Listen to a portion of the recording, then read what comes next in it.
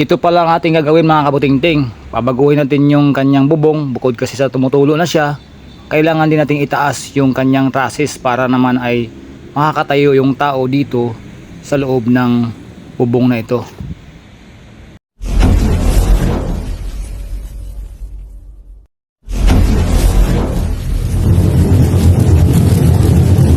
Alright mga kabuting-ting, welcome back ulit sa ating channel. For today's video mga kabuting-ting ay magkabit na naman tayo ng trusses sa bubong. Yan ang ating gagawin mga kabuting-ting. So doon sa kanto, nagkabit na ako ng tubular. Tubular yung ginagamit ko, 2x4. Tapos yun, tinanggal ko na yung gilid ng bubong para lagyan ko rin ng tubular. Tapos yung dito, ay mga kabuting-ting, yan sa dulo na yan. Yan po ang ating gagawin ngayon mga kabuting-ting. Magkabit tayo ng trusses sa bubong. Bali ay ang mangyayari dito mga kabuting-ting ay babaguhin ko yung itsura ng kanyang bubong. Kasi kung napansin nyo, yung gutter niya nandoon.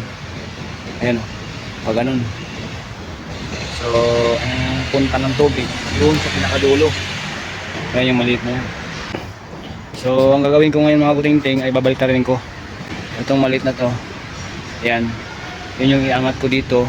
Tapos dito naman ang tapo ng tubig. Dito tayo magkaroon ng gutter. Ayan, sa area na yan.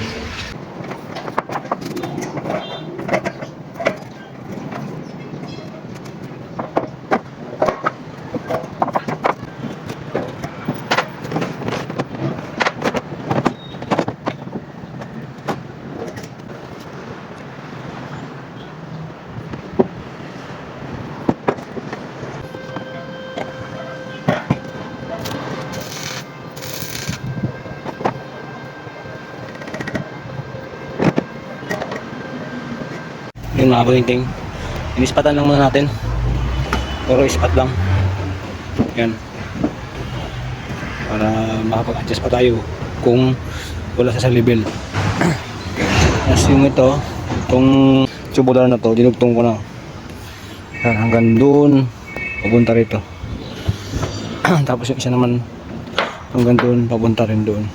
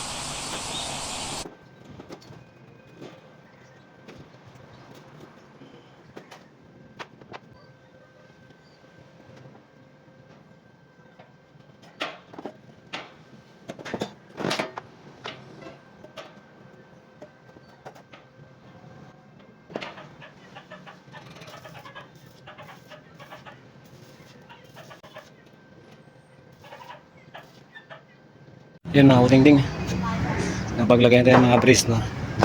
Mga poste sa gitna. Tapos yun, may lagay tayong pinaka-support doon sa gitna niya. Ayan, para hindi tumikwas yung C-par links kasi medyo mahaba siya.